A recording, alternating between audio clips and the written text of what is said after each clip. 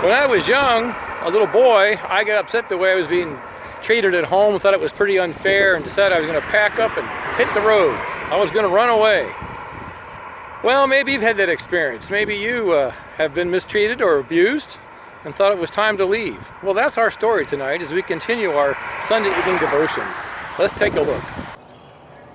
Well, as I mentioned, perhaps you had a reason to flee your home. Maybe you were a runaway at one point or contemplated running away because of injustice. Well, that's what our story is about tonight.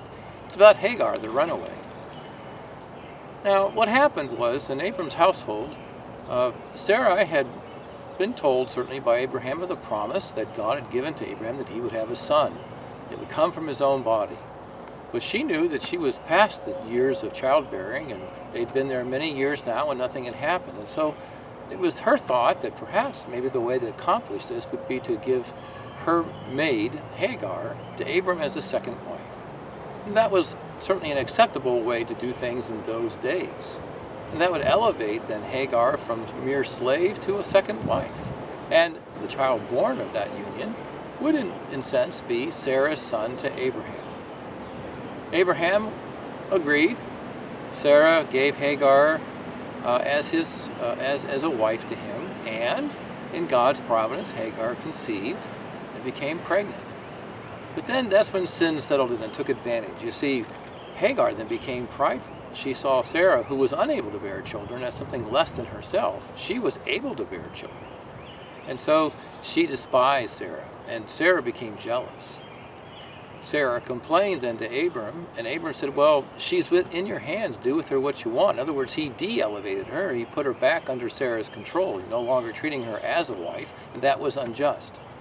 Sarah took out her frustration on Hagar, and so Hagar felt that this was just not appropriate at all, and so she decided she was run away. It was unjust. Why should she stay? Besides, she didn't want her son, her child, to be Sarah's child, and she probably didn't even think much about the promises to Abraham. She was concerned about herself, as most of us are when situations get difficult. So she left. The interesting thing is that the angel of the covenant, the Lord Jesus Christ, before he was incarnate and walked on this earth, appeared as the angel of the Lord, the angel of the covenant, and he appears to Hagar. She was astounded and he came looking for her. He asked her where she's going. And of course she says, well, I'm fleeing my mistress who's mistreated me. I'm leaving. Jesus wanted her to say that. He wanted her to understand what she was doing. And so he promises her that he would multiply her descendants if she would return to her mistress Sarah. I will multiply your descendants exceedingly, so they shall not be counted for the multitude. And you are with child, and you shall call his name Ishmael, because the Lord has heard. It is the God who hears. He had spoken to her. She was astounded that the angel of the covenant would speak to her and give her such promises. And so she did return. And in time, she did give birth to Ishmael. Abraham called him Ishmael because the Lord had heard. Now, what's going on here? What's happening? Well, you see, what God was doing was setting things right. Abraham's family was coming apart because of the sin. They didn't wait on the Lord, and they were doing things their way. So often we're tempted to do that. And so God intervened directly. Also, Hagar, was leaving the covenant household of Abraham, where the blessings extended from. Abraham was to be a blessing to not only his own descendants, but to the entire world, and Hagar would share in those.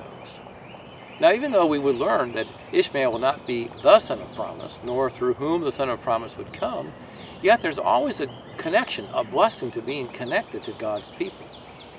And so Hagar was given the opportunity to stay connected.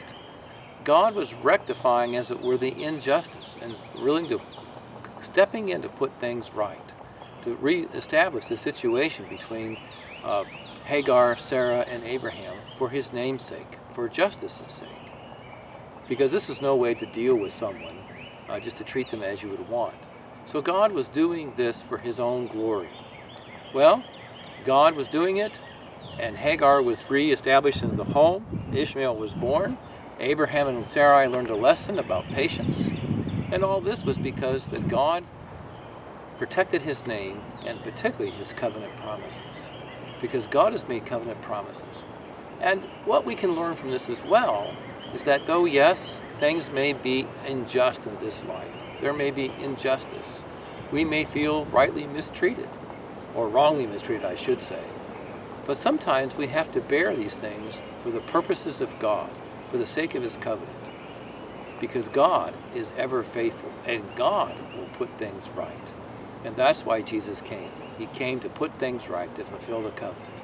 Well, that's good news. Good night.